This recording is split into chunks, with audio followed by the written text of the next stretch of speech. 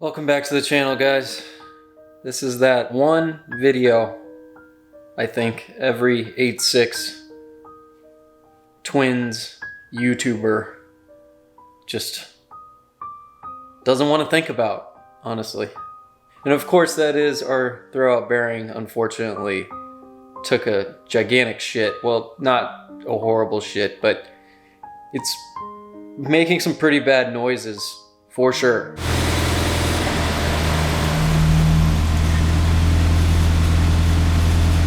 Hear that? Yeah, all sorts of bearing noises. But luckily we've been ready for this for a long time. So not too long ago, after, quite a few launches at Autocross,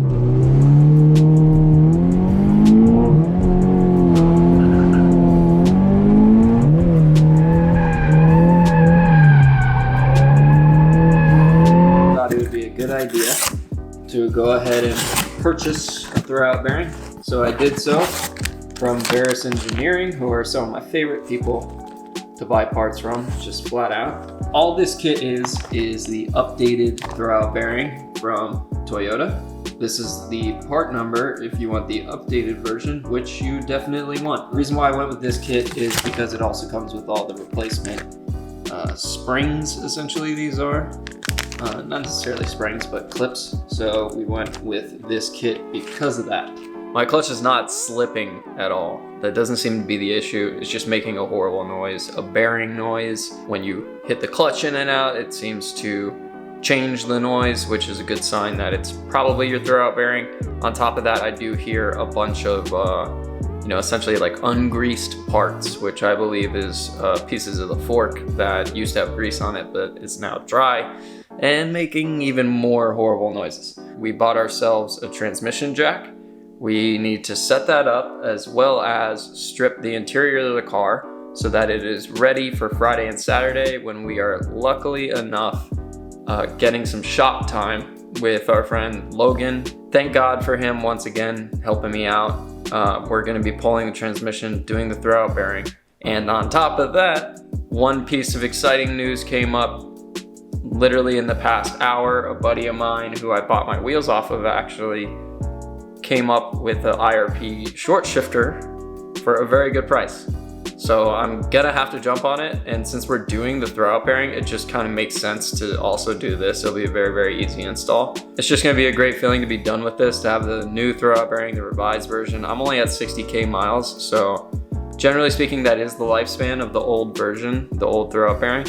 But we should be good for a while on this, and we should be good, honestly, until I burn out the clutch with just excessive launches. When it comes to taking apart the interior, I have another video when I installed my original short shifter, which I go into depth on how to do that. So if you're interested in wondering how I do it, or how it's done in general, go ahead and check out that video. But we have a ton to do, so without further ado, let's go ahead and get on with it.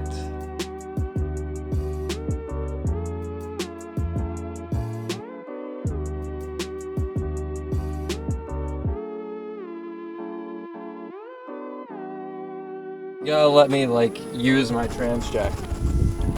So I just got to Paul's house and we're gonna check out his 8.6 in just 1 second. I didn't even ask if he's okay on camera, but I'm good on camera. Yeah, you're in it. You're in it now. Yeah, man. But we gotta try out this trans jack. And you gotta check this shit out too. You just ratchet it around your transmission. It's just a 1/2 inch.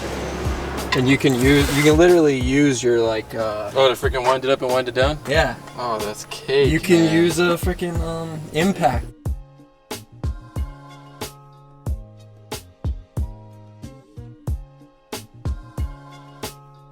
This is what we're here for, boys. The good shit. Yeah. Let's see this magic.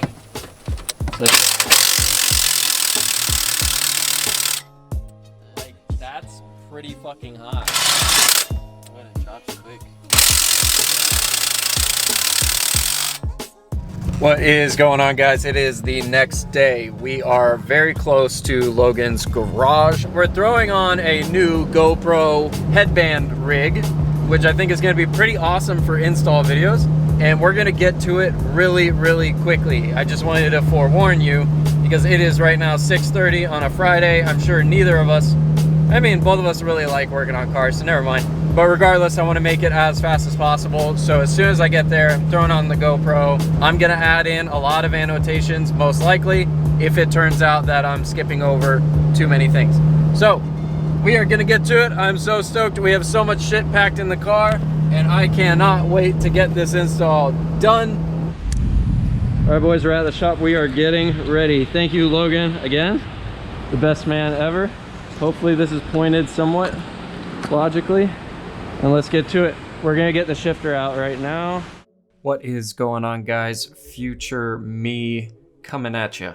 So I wanted to do things a little bit differently this video, and we're gonna see how it works out. But I need your help. Typically we do instructional videos when we're on site. There are many flaws with this. Generally speaking, I don't know what I'm doing, and I don't figure a lot of things out until later. It takes a long time doing everything for the first time. And generally speaking, I think it'll be a better idea if from now on I do things as a voiceover and in hindsight 2020, because after all, it is all 2020 in hindsight. So we're going to be doing things a little bit differently. We're going to be doing a voiceover along with some pictures, and you know, that way I can show the detail that I need to show that I can't necessarily show with a GoPro. So there's just some angles I can't show you when I'm there, and doing things post facto, as I would say in terms I'm making up, I think it'll be a lot better. As you see on the screen here, generally this is how we usually would do it, is just me adding text onto the screen and making up for the things that I screwed up on while I was there. But I think this voiceover is going to really work out. So without further ado, let's get into it. I hope you enjoy it. Leave comments down below how you enjoy the new format. If you don't like it, tell me. If you like it, tell me. Without further ado, let's get to it. Enjoy. All right, generally speaking, guys, jumping right into it, you want to disconnect your battery. Now, not so much for the shifter situation, but most definitely for removing your transmission. You do not want a starter to discharge into your brain. That would be a bad idea. So step one, take out your battery or disconnect your battery. Step two is going to be removing your shifter and the shifter assembly, generally the surrounding area. Everything that is connected to the shift carrier needs to be removed. Since we've done a video on this, we're going to skip past this part. Go ahead and watch that video if you haven't seen it already. If you have any questions on it, leave it in the comments. So now that we are on top of the car, there are a couple things that we need to do. First things first, there are two 14mm bolts which are holding your clutch slave cylinder to your transmission. You need to take those off. Make sure not to dismantle any other part of your clutch. Now you can set that off to the side, and next there are two plugs, an orange plug and a gray plug. Make sure to unplug both of those from the engine. They are essentially connected from the engine to the transmission. Next there is a ground wire as well, which is a 14mm bolt. Remove that and set it off to the side as well. Make sure anything that you're removing, you set off to the side and away from the engine, away from where it's going to be dropping and getting caught up. So as you can see here, I am buried in the engine, and that is because I am taking two parts off of the starter. Well, Logan already took one part off. There was a plug that's essentially just a basic plug that you can unplug. I believe it's the power wire. Then second, there's a 12mm bolt and a washer holding the negative terminal, which is covered by a boot. So you have to slide the boot kind of off to the side, reach a wrench down on top of that 12mm and get that off.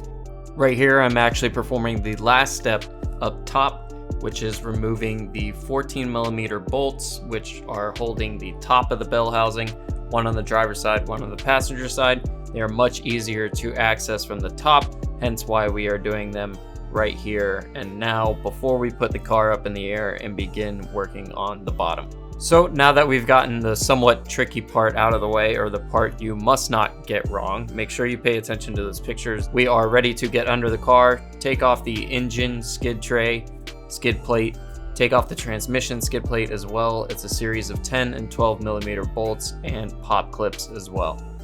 Major tip here is get some sort of WD-40 or breaker fluid on your overpiped bolts ahead of time. It would almost be worth it to do it overnight ahead of time. That ended up being our biggest restriction. We are right now just taking off the skid plates as we just mentioned. also getting ready to dump the transmission fluid. So as we're waiting on the transmission fluid to cool, we are now taking apart pieces of the car, such as the drive shaft from the tail end. Since we have not entirely removed the transmission fluid, we can't yet remove the drive shaft entirely, so let it hang from the midpoint. While Logan is working on the rear end, I am working on the exhaust at the midpoint here, which is the 2 spring bolts. On both sides are 14mm bolts that you need to hold and unscrew. So finally, the transmission is ready to be dumped. The oil is cool enough. We are dumping that now. At the same time, Logan is working on the bolts, and in a second here, I'm going to show you what we ultimately ended up having to do, which was using a Fulcrum Wrench situation where you have 2 wrenches. One is attached to the other, and essentially the leverage from one to the other, the force, will help you break the bolt that you're trying to get loose. Yeah. So have you ever had to use a wrench as a fulcrum? I've seen it. Does that work? Fuck yeah. So I guess the answer is no ratchet can possibly do this job, and the only thing that can is, yeah. Yeah, fulcrum. I would have felt better if we had a 6-point wrench though. True. But shit, if it works, right? 12 points are for casuals. Fucking casual. So at this point, the exhaust is free from the car. I am going to pull it off here. As we mentioned earlier, the drive shaft is hanging by the midpoint. Once again, go back over there, grab your 14mm and unbolt the 2 bolts which are holding the C-clamp. Now we can pull the drive shaft without making a mess since we dumped the transmission fluid earlier. At this point, we're ready to drop the car, so I'm getting the trans jack ready. We are plotting and scheming how we're gonna do this. This is my first time around, so it made me extremely nervous, obviously. But regardless, we persevered, and luckily, thanks to Logan, things are just easier with him around. Most definitely. He definitely knows his shit. So at this point, we are getting under the car. You need to do 2 things: support the trans, but you also need to have what's called a dead man's lift or a dead man's jack, which is where you're supporting the engine at the same time that you're supporting the trans. Once we start unbolting the trans and weight is starting to shift back, the engine will move. So you need to support it so that it does not move too much. And it also helps and aids in removing the transmission, which we'll get to shortly. Unfortunately, my GoPro died in the next few moments here, so I'm going to explain what else is left for the transmission. We have the midpoint, which is essentially attached to the frame of the car or the body of the car. Then we also have 3 more bolts on each side of the bell housing. So go ahead and buzz these off when you have your dead man's jack in place, as well as some kind of jack supporting your transmission. At some point magically here, the starter came off. I believe it's 2 14mm bolts which are holding it. I'm not exactly familiar and I can't find any good pictures of it, so that part I'm gonna leave out, but we took the starter out entirely from the transmission, or we set it off to the side. I can't remember, one or the other. Now, there's no exact science to this next part, but I'm gonna give you some tips that are gonna help you out. First off, it's good to have some sort of strap or something holding the trans to the jack that it's on. Don't put it on too tight, but just enough to where it would be able to catch it. My next tip would be to remove the shifter carrier entirely from the transmission. We ended up at first only unbolting the 2 bolts that hold it to the body of the car, but afterwards we should have then moved to these 2 pins. Take a flathead screwdriver, push the pin up.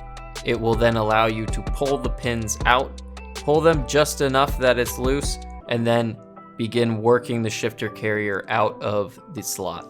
For the finale of pulling the transmission completely out, now that we are entirely free of all obstructions, what I would recommend is doing a combination of using the dead man's jack as well as your trans jack to get the right proportion, I would say, of weight transfer so that the transmission is nice and loose on the studs that are on the engine. That would be your best bet for getting it out, and that's what we struggled with the most. Once we finally messed with the weight distribution of the engine and transmission, that's when we saw real progress with the pry bar. Be careful where you're prying in the engine area. There's a few very, very tempting opportunities that involve your power steering rack that you definitely don't want to do. So just do it the correct way, take your time, and get little progress, little by little. All right, well, we got it out just in time for my GoPro to die. That's great. Oh, just bench pressing the car, guys. No big deal. Oh, man, that was easy. Trans is out.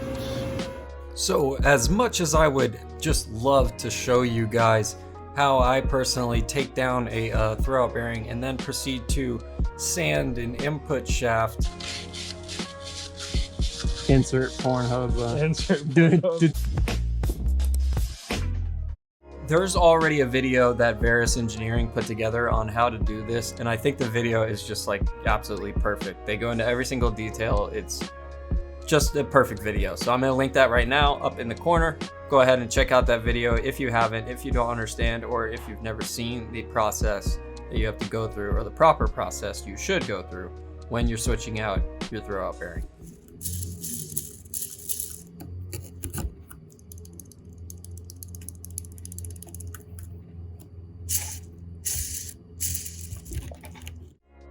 So as you can see there, my throwout bearing, my old throwout bearing, has ejected all the grease that was once packed in there that would keep those bearings quiet. So that's a good indicator that your throwout bearing is bad, is you're gonna hear that metallic sound of the bearings unlubricated inside.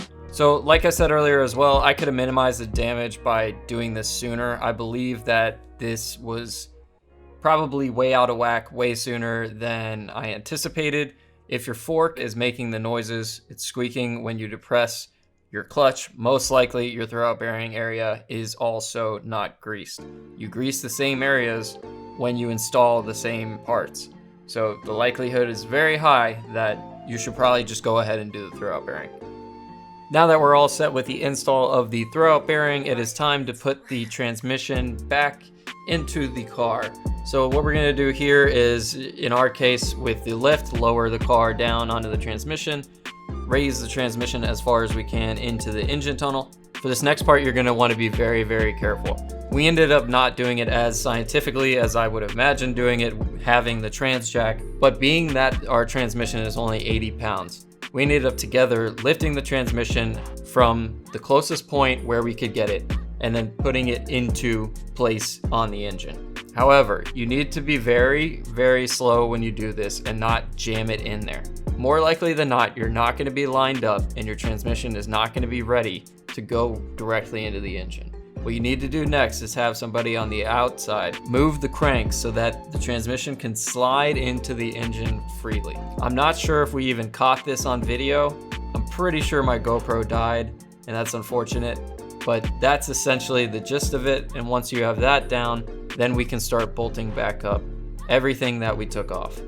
The rest of the install is extremely easy from here. The only thing we had to do is bolt up our Irp Short Shifter, which luckily you end up taking off a lot of stock parts. The only thing that holds it together are the 4 main bolts that used to hold in the stock plate. If you remember earlier, we took off the shifter carrier. You no longer need the shifter carrier with the Irp Short Shifter.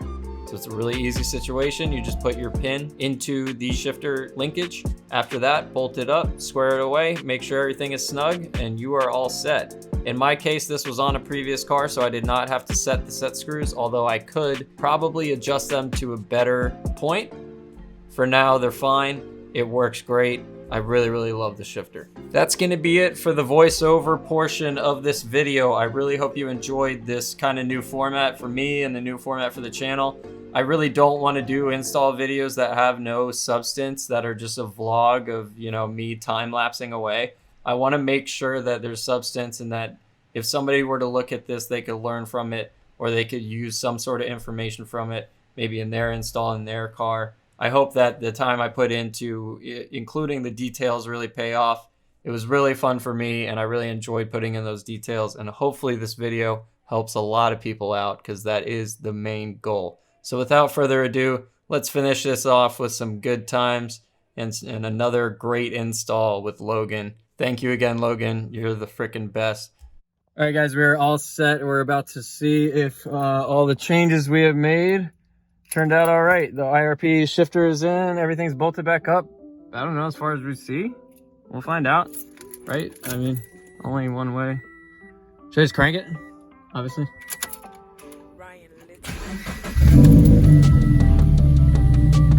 Okay. Immediately, no crazy ass fucking throw bearing noise. Oh yeah. Yeah, it sounds butter. Buttery. Oh my god. Good morning, guys, or should I say, yeah, pretty much good afternoon. It is the next day after we installed the throwout bearing as well as the Irp Short Shifter. The interior, I don't even know if you can see, is still stripped to pieces. We still got to finish that up, as well as I believe I need to do the differential fluid. The Irp Short Shifter is pretty awesome.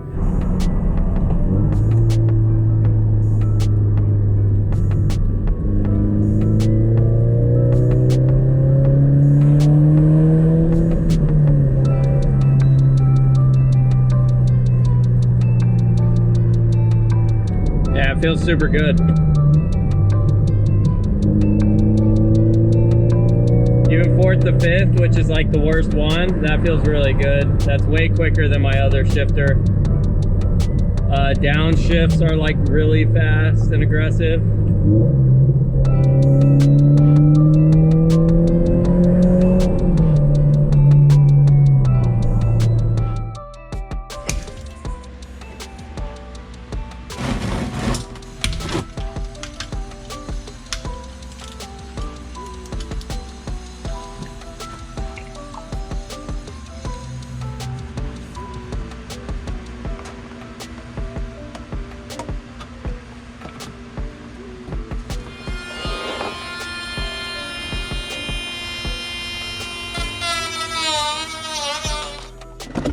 Oh yeah, like a glove.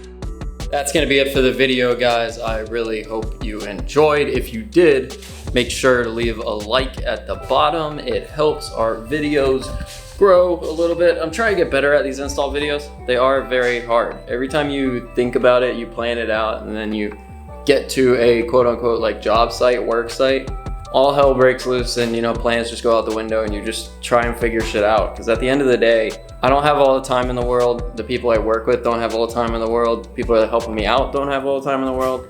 So we gotta get things quick, and I don't want to have it at the expense of me creating a vlog, right? So I hope the annotations help out. I hope voiceovers help out. I hope I can implement that more in the future. But that's gonna be it. If you have any questions on anything we installed, the throwout bearing, as well as the short shifter, let me know in the comments. And it's time for some clutch kickers fun. Good luck to all the drivers. I will see you guys on the next one. Peace out. Later. Bye-bye.